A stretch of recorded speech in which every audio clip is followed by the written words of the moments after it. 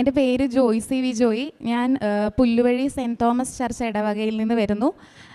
ഞാൻ എനിക്ക് മാതാവിൻ്റെ അടുത്തു നിന്ന് കിട്ടിയ നിരവധിയായ അനുഗ്രഹങ്ങളിൽ കുറച്ച് അനുഗ്രഹങ്ങളെക്കുറിച്ചിട്ടാണ് ഞാൻ പറയാൻ പോകുന്നത്. ഒന്നാമത്തെ അനുഗ്രഹം ഒരു രോഗസൗഖ്യമാണ്. എൻ്റെ ഉടമ്പടി എടുത്തത് എൻ്റെ അമ്മയാണ്. എനിക്ക് വേണ്ടിയിട്ടാണ് അമ്മ ഉടമ്പടി എടുത്തത്. ഇപ്പം ഒരു കിൻഡർ എന്ന് പറയുന്ന ഒരു ഹോസ്പിറ്റലിൽ ഞാനൊരു 1 year ആയിട്ട് ജോലി ചെയ്യുമായിരുന്നു. അപ്പം അതിന് മുന്നേ തന്നെ മൈന്യൂട്ടായിട്ട് സ്റ്റൊമക്ക് പെയിൻ ഒക്കെ വരാറുണ്ടായിരുന്നു. അപ്പം 1 വർഷത്തിൻ്റെ അടുത്ത് ആ പെയിൻ അങ്ങനെ തന്നെ കണ്ടിന്യൂ ചെയ്തു പോയി. നല്ല പെയിൻ ആയിരുന്നു. പെയിൻ നമുക്ക് എക്സ്പ്ലെയിൻ ചെയ്യാൻ പറ്റാത്ത അത്ര പെയിൻ ആയിരുന്നു. നല്ല വയറുവേദനയായിരുന്നു. അപ്പം ആ സമയത്ത് അമ്മ ഉടമ്പടിയിൽ ഇല്ലായിരുന്നു. ഞങ്ങളുടെ കുടുംബത്തിൽ പപ്പയുടെ അനിയൻ്റെ ഭാര്യയായിരുന്നു ഉടമ്പടി എടുത്തുകൊണ്ടിരുന്നത്. അപ്പോൾ ആ സമയത്ത് നമ്മൾ ആൻറ്റി ഉപയോഗിച്ചുകൊണ്ടിരുന്ന എല്ലാ മാതാവിൻ്റെ ഉടമ്പടി വസ്തുക്കൾ നമുക്ക് തരുമായിരുന്നു, നമുക്ക് പ്രാർത്ഥിക്കാൻ വേണ്ടിയിട്ട് തരുമായിരുന്നു. അപ്പോൾ ഈ വയറുവേദന വന്ന സമയത്ത് എനിക്ക് വേണ്ടിയിട്ട് മമ്മി ഈ ഉടമ്പടി വസ്തുക്കളെല്ലാം വെച്ച് പ്രാർത്ഥിക്കുമായിരുന്നു വയറുവേദന മാറാൻ വേണ്ടിയിട്ട്. പക്ഷേ ഈ കിൻഡർ ഹോസ്പിറ്റലിൽ വർക്ക് ചെയ്യുന്ന സമയത്ത് അവിടുത്തെ ഡോക്ടേഴ്സിനെ എല്ലാം കാണിച്ചു. അവർ പറഞ്ഞു അത് യൂറിൻ ഇൻഫെക്ഷനാണ്, യൂറിൻ ഇൻഫെക്ഷൻ കൂടിപ്പോയതാണെന്ന് പറഞ്ഞു. അവിടുത്തെ കുറേ മരുന്നുകൾ കഴിക്കും, അവിടെ ജോലിക്കിടയിൽ അഡ്മിറ്റ് ആവും, എന്നിട്ടും ഒരു കുറവുമില്ല. പിന്നെ ലിഫ്റ്റിൽ തല ഇറങ്ങി വീഴുക, ബസ്സിൽ യാത്ര ചെയ്യുമ്പോൾ ബസ്സിൽ തല ഇറങ്ങി വീഴുക, അങ്ങനെ നന്നായിട്ട് തലകറക്കമൊക്കെ ഉണ്ടായിരുന്നു. പിന്നെ HB ഒക്കെ എനിക്ക് ഒത്തിരി കുറവായിരുന്നു, 7, 8 ഒക്കെ ഉണ്ടായിരുന്നുള്ളൂ. അപ്പോഴും ഡോക്ടേഴ്സിനെ കാണുമ്പോൾ പറയുന്ന അയൺ ഡെഫിഷ്യൻസിയാണ്, യൂറിൻ ഇൻഫെക്ഷനാണ്, അങ്ങനെ പല കാരണങ്ങൾ പറഞ്ഞ് പല ഹോസ്പിറ്റലുകളിൽ കാണിച്ചു. ഒരുപാട് ആഹാരം കഴിക്കുന്ന ഒരു വ്യക്തിയായിരുന്നു. എന്നാലും അതിനനുസരിച്ച് ഈ HB ഒക്കെ കുറയുമ്പോൾ പിന്നെയും ഭയങ്കര ക്ഷീണമായിരുന്നു, ഭയങ്കര ടയേർഡ്നെസ് ആയിരുന്നു. അപ്പം എന്നിട്ട് അവിടെ എനിക്ക് 1 year ജോലി കഴിഞ്ഞതിന് ശേഷം ലിസി ഹോസ്പിറ്റലിലേക്ക് കുറച്ചുകൂടെ ഉയർന്ന ഒരു പോസ്റ്റിലേക്ക് PRE ആയിട്ടൊരു ജോലി കിട്ടി. ഈ വയറുവേദന വെച്ചിട്ട് അപ്പോഴും വയറുവേദനയ്ക്ക് കുറവൊന്നുമില്ല. ജോലി എത്ര നാൾ കണ്ടിന്യൂ ചെയ്യാൻ പറ്റുമെന്നൊന്നും അറിയത്തില്ലായിരുന്നു. എന്നാലും അവിടെ ജോലിക്ക് പോയി ജോയിൻ ചെയ്തതിൻ്റെ പിറ്റേ ദിവസം അവിടെ വെച്ച് ബ്ലഡ് വോമിറ്റ് ചെയ്തു.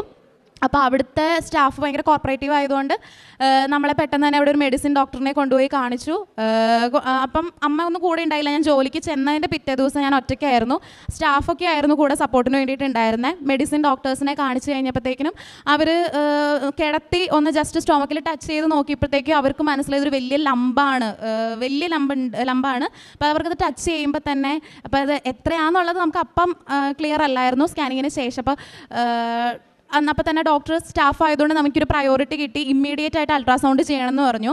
അപ്പം സ്കാനിങ് ചെയ്യുന്നതിൻ്റെ ഇടയിൽ എനിക്ക് കേൾക്കാൻ പറ്റുന്നുണ്ട് ഡോക്ടേഴ്സ് സീനിയർ ടെക്നീഷ്യനെ വിളിക്കുക, സീനിയർ ഡോക്ടറിനെ വിളിക്കുക എന്നൊക്കെ പറയുന്നുണ്ട്. അപ്പോൾ തന്നെ എനിക്ക് മനസ്സിലായി എനിക്ക് എന്തോ ഒരു വലിയ അസുഖമാണ്, ഞാൻ നാളെ മരിക്കും എന്നൊക്കെ ഒരു ചിന്തയായിരുന്നു. അപ്പോഴും എനിക്കത്ര വിശ്വാസം എനിക്ക് കിട്ടിയില്ല. എനിക്ക് പ്രാർത്ഥിക്കാനൊന്നും ആ സമയത്ത് തോന്നിയില്ല. ഞാൻ നാളെ തന്നെ മരിക്കും. അപ്പോഴത്തേക്കും എൻ്റെ അമ്മ ഭയങ്കര മെൻ്റലി ഡൗൺ ആയി പോയായിരുന്നു. ആൾ വേറെ ഏതോ ലോകത്തൂടെ ഒക്കെ നടക്കുമായിരുന്നു. എൻ്റെ കാര്യങ്ങളൊന്നും നോക്കുന്നില്ല. അപ്പോൾ എനിക്ക് അമ്മേനെ സമാധാനിപ്പിക്കണം, അങ്ങനെ പല ചിന്തകളായിരുന്നു എൻ്റെ മനസ്സിൽ. അല്ലാതെ എൻ്റെ ആരോഗ്യത്തിനെക്കുറിച്ച് ചിന്തിച്ചൊന്നുമില്ല. ഞാൻ നാളെ മരിക്കും, ഞാൻ വലിയൊരു രോഗത്തിന് അടിമയായി പോയി എന്നൊക്കെയുള്ളൊരു ചിന്തയായിരുന്നു. അപ്പം അൾട്രാസൗണ്ട് സ്കാനിങ് കഴിഞ്ഞു. പിന്നെ എമർജൻസി ആയിട്ട് എന്നെ ഡോക്ടറിനെ കൊണ്ടുവന്ന് കാണിച്ചപ്പോൾ ഡോക്ടർ പറഞ്ഞത് ഒരു വലിയൊരു സിസ്റ്റാണ്. അപ്പോൾ ആ സമയത്ത് നമുക്ക് സിസ്റ്റ് എന്ന് പറഞ്ഞാൽ എന്താണെന്നൊന്നും അറിയത്തില്ല. അപ്പോൾ ഡോക്ടറിനോട് ചോദിച്ചു എന്താ ഡോക്ടറെ എനിക്ക് എന്താണെന്ന് ചോദിച്ചപ്പോൾ വലിയൊരു മുഴയാണ് വയറ്റിൽ, ഇപ്പോൾ തന്നെ സർജറി ചെയ്യണം. അപ്പോൾ തന്നെ ഗൈനക്കോളജിസ്റ്റ് സർജന് റെഫർ ചെയ്തു. സ്റ്റാഫ് ആയതുകൊണ്ട് അവിടെയും പ്രയോറിറ്റി കിട്ടി. വേറെ പേഷ്യൻസിനെയൊക്കെ മാറ്റി നിർത്തി എന്നെ കയറ്റി. അവർ വലിയ ലംബാന്ന് പറഞ്ഞു. ലംബ് സിസ്റ്റ് ഒരു 14.6 സംതിങ് ഉണ്ടായിരുന്നു. അത് ഏറ്റവും വലിയ ലംബ. അവരവിടെ ഓപ്പറേറ്റ് ചെയ്തതിൽ വെച്ചിട്ട് ഏറ്റവും വലിയ ലംബായിരുന്നു എനിക്കെന്ന് പറഞ്ഞു. ഓവറിയിലായിരുന്നു സിസ്റ്റ്.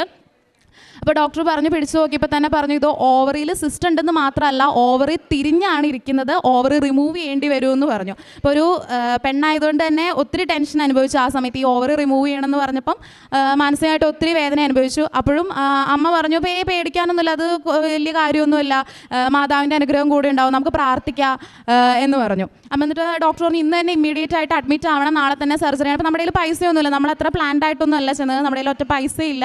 അപ്പം ഡോക്ടറിൻ്റെ അടുത്ത് പറഞ്ഞു ഞങ്ങൾ നാളെ വന്ന് അഡ്മിറ്റ് ആയിക്കോളാം എന്ന് പറഞ്ഞിട്ട് ഡോക്ടർ പറഞ്ഞു പൈസയുടെ കാര്യം ഓർത്തിട്ടാണെങ്കിൽ അതൊന്നും നോക്കണ്ട, ഇന്ന് തന്നെ അഡ്മിറ്റ് ആയിക്കോ, നമുക്ക് എന്താണെന്ന് വെച്ചാൽ ചെയ്യാം, സർജറി ചെയ്യണം എന്ന് പറഞ്ഞു. എന്നിട്ട് അന്ന് തന്നെ അഡ്മിറ്റായി. അന്ന് തന്നെ MRIക്ക് വിട്ടു.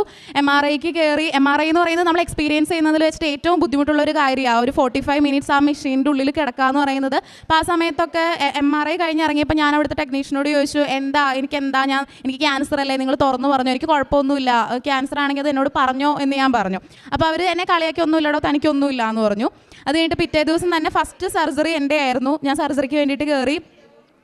കയറിയപ്പം എന്നെ ഓപ്പറേഷൻ തിയേറ്ററിൽ കയറ്റിയപ്പോഴും പപ്പയുടെയും അമ്മയുടെയും അടുത്ത് ഡോക്ടർ പറഞ്ഞത് നമുക്ക് സർജറി കഴിഞ്ഞിട്ടേ എന്തെങ്കിലും പറയാൻ പറ്റുള്ളൂ, അല്ലാതെ ഒന്നും പറയാൻ പറ്റില്ല, നിങ്ങൾ വെയിറ്റ് ചെയ്യാമെന്ന് തന്നെ പറഞ്ഞു. അപ്പം ഈ സർജറിക്ക് കയറുന്നതിന് മുന്നേ ആൻറ്റി ഉടമ്പടിയിലായിരുന്ന ഉപ്പും തൈലമൊക്കെ അമ്മ എനിക്ക് ഉപയോഗിക്കാൻ വേണ്ടിയിട്ട് കൊണ്ടുവന്നിരുന്നു. പക്ഷേ ആ സമയത്ത് ടെൻഷനിൽ ഞാൻ അതൊക്കെ മമ്മിയുടെ കയ്യിൽ നിന്ന് തട്ടിപ്പറിച്ച് കളഞ്ഞു. എനിക്ക് അങ്ങനെ ഒരു വിശ്വാസമൊന്നും ആ സമയത്ത് തോന്നിയില്ല. മമ്മി അത് വെച്ച് പ്രാർത്ഥിക്കാനൊക്കെ എൻ്റെ അടുത്ത് കൊണ്ടുവന്നായിരുന്നു. പക്ഷേ ഇതൊക്കെ എന്താണെന്നുള്ളൊരു മൈൻഡിൽ ഞാനത് തട്ടിപ്പറിച്ച് കളഞ്ഞു. അപ്പോഴും മമ്മിയും പപ്പയും പുറത്ത് നിന്ന് പ്രാർത്ഥിക്കുകയായിരുന്നു. മാതാവിൻ്റെ ഈ ഉടമ്പടി വസ്തുക്കളും പിന്നെ കൃപാസന പത്രമൊക്കെ കയ്യിലുണ്ടായിരുന്നു. അതൊക്കെ വെച്ച് പ്രാർത്ഥിക്കുകയായിരുന്നു. അതിനുശേഷം സർജറിക്ക് കയറ്റി.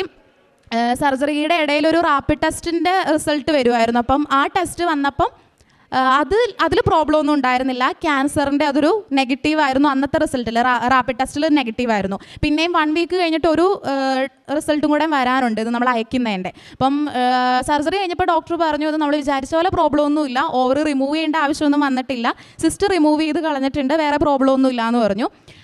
എന്നിട്ട് സർജറി കഴിഞ്ഞു. പിന്നെ നമ്മൾ ഈ ഒരു 1 വീക്ക് റിസൾട്ടിന് വേണ്ടിയിട്ട് വെയിറ്റിംഗ് ആണ് ബയോപ്സിയുടെ.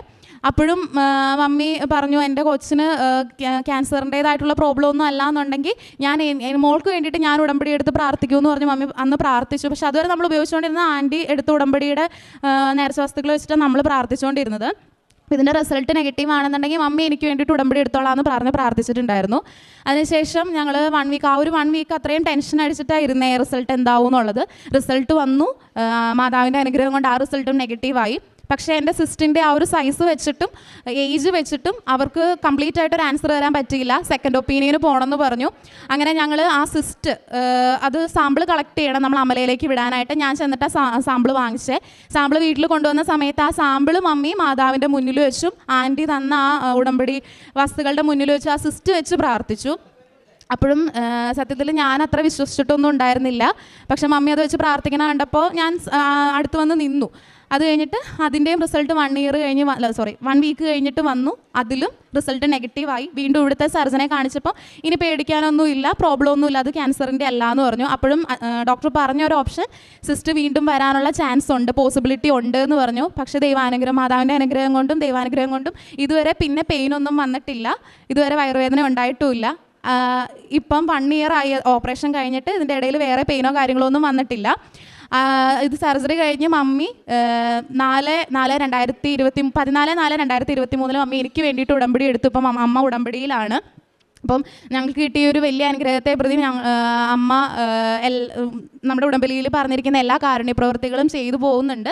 ചെയ്യാൻ പറ്റാത്ത സിറ്റുവേഷനിൽ മാത്രമേ മുടങ്ങിയിട്ടുള്ളൂ. നമ്മുടെ വീടിനടുത്ത് പാവപ്പെട്ടവർക്ക് വേണ്ടിയിട്ട് നമ്മൾ വസ്തുക്കൾ വീട്ടിലേക്കുള്ള ആവശ്യമായിട്ടുള്ള സാധനങ്ങൾ കൊണ്ടുപോയി കൊടുക്കുന്നു, അതുപോലുള്ള കാര്യങ്ങൾ ചെയ്യുന്നുണ്ട്. പക്ഷേ ഞാനിപ്പോൾ വിശ്വസിക്കുന്നു എനിക്കന്ന് ആ അസുഖം നെഗറ്റീവായി തന്നത് മമ്മിയുടെ പ്രാർത്ഥന കൊണ്ടാണെന്ന് ഞാൻ ഇന്ന് അടിയുറച്ച് വിശ്വസിക്കുന്നു.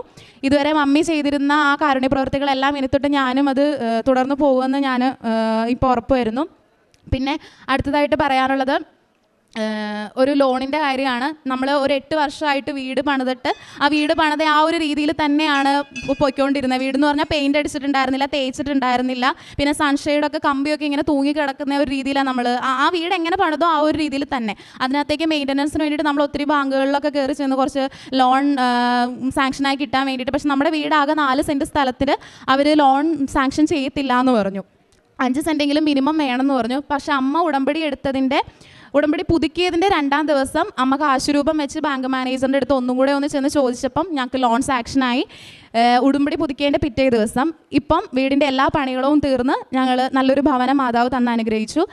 പിന്നെ അടുത്ത ഒരു അനുഗ്രഹം പറയാനുള്ളത്, എൻ്റെ അപ്പച്ചനും അമ്മച്ചിയും പപ്പയുടെ അപ്പയും അമ്മയായിട്ട് നമ്മൾ ഒരു 4 വർഷത്തോളം അകന്ന് താമസിക്കുമായിരുന്നു. അത് നമ്മൾ പല പ്രാവശ്യം അവരുടെ അടുത്ത് രമ്യതപ്പെടാൻ പോയിരുന്നെങ്കിലും അവരങ്ങനെ അത്ര അടുക്കുന്ന ഒരു ടൈപ്പ് അല്ലായിരുന്നു. ചെറിയ ചെറിയ കാരണങ്ങൾ കൊണ്ട് അകന്ന് പോയതാണ് നമ്മൾ 2 പേരും തമ്മിൽ. പിന്നെ കാണുമ്പോൾ മിണ്ടും ഒന്നുമില്ലായിരുന്നു. നമ്മൾ ചെല്ലുമ്പോൾ അവർ നമ്മളെ കണ്ടാലും അവർ തിരിഞ്ഞു പോകുന്ന ഒരു അവസ്ഥയായിരുന്നു. ഞങ്ങൾ 4 വർഷമായിട്ട് മാനസികമായി വല്ലാതെ ബുദ്ധിമുട്ടിപ്പിച്ചു. അപ്പച്ചനും അമ്മച്ചിയും എന്നുള്ള രീതിയിൽ നമ്മൾ അങ്ങോട്ട് മിണ്ടാൻ ചെന്നാലും അവരകന്നകന്ന് പോകും. അപ്പോൾ ഒരു ദിവസം ഇതെല്ലാം അമ്മ ഉടമ്പടിയിലായിരിക്കുമ്പോൾ സംഭവിച്ചതാണ്. അപ്പം അമ്മ എന്നും കാശുരൂപം വെച്ചും പ്രത്യക്ഷീകരണ പ്രാർത്ഥന ചൊല്ലിയും നമ്മൾ കൂടെ നിന്ന് ഞങ്ങൾ കുടുംബാംഗങ്ങളെല്ലാവരും ഒരുമിച്ച് നിന്ന് ചൊല്ലുമായിരുന്നു. അതിൻ്റെ ഫലമായിട്ട് ഒരു ദിവസം റോട്ടിൽ വെച്ച് അപ്പച്ചൻ എൻ്റെ പപ്പയോട് ഇങ്ങോട്ട് വന്ന് സംസാരിച്ചു. നീ നാളെ തൊട്ട് അമ്മേനെ വന്ന് കാണണം, നിന്നെ കാണാൻ തോന്നുന്നു എന്ന് അമ്മച്ചി പറയുന്നുണ്ട് എന്നൊക്കെ പറഞ്ഞിട്ട് ഇങ്ങോട്ട് വന്ന് സംസാരിച്ചു. അത് മാതാവിൽ നിന്ന് കിട്ടി. 4 വർഷമായി പിണങ്ങി താമസിക്കുന്നു. അപ്പോൾ അത് മാതാവിൽ നിന്ന് കിട്ടിയ വലിയൊരു അനുഗ്രഹമായിട്ട് ഞങ്ങൾ കണക്കാക്കുന്നു. പിന്നെ അതിനോടൊപ്പം തന്നെ കിട്ടിയ വലിയൊരു അനുഗ്രഹമാണ് എൻ്റെ പപ്പയ്ക്കൊരു കട തുടങ്ങുക എന്നുള്ളത്. വർഷങ്ങളായി പപ്പയ്ക്ക് പറയാനുള്ളൊരു കാര്യമായിരുന്നു, ഒരു കട തുടങ്ങണം. പപ്പയ്ക്ക് റബ്ബർ വെട്ട്, പെയിൻറ്റിങ് അങ്ങനെയുള്ള പരിപാടികളൊക്കെ ആയിരുന്നു. പക്ഷേ ടൈപ്പ് 2 ഡയബറ്റിക് ആയതുകൊണ്ട് അതൊക്കെ ചെയ്യാൻ ഭയങ്കര ബുദ്ധിമുട്ടായിരുന്നു. അപ്പം ഉടമ്പടി എടുത്ത് പ്രാർത്ഥിച്ചതിൻ്റെയും മമ്മി നിയോഗം വെച്ച് പ്രാർത്ഥിച്ചതിൻ്റെയും ഫലമായിട്ട് പപ്പയ്ക്ക് നല്ലൊരു കട ഒത്തു കിട്ടുകയും ഏറ്റവും കുറഞ്ഞ വാടകയ്ക്കൊരു നല്ല കട ഒത്തു കിട്ടുകയും ഇപ്പം ആ കട നടത്തിക്കൊണ്ട് പോവുകയും ചെയ്യുകയാണ്. പിന്നെ ഇത്രയൊക്കെയാണ് നമുക്ക് കിട്ടിയ ഏറ്റവും അനുഗ്രഹങ്ങൾ. ഇത് മാതാവിൻ്റെ കയ്യിൽ നിന്ന് കിട്ടിയതും മമ്മി ഉടമ്പടി എടുത്തതിൻ്റെ ഫലമായിട്ടാണെന്നും ഞങ്ങൾ അടിയുറച്ച് വിശ്വസിക്കുന്നു. ഇന്ന് തൊട്ട് കാരുണ്യ പ്രവർത്തികളിൽ അമ്മയുടെ കൂടെ ഞാനും പങ്കെടുക്കുമെന്ന് ഉറപ്പ് വരുന്നു. നന്ദി.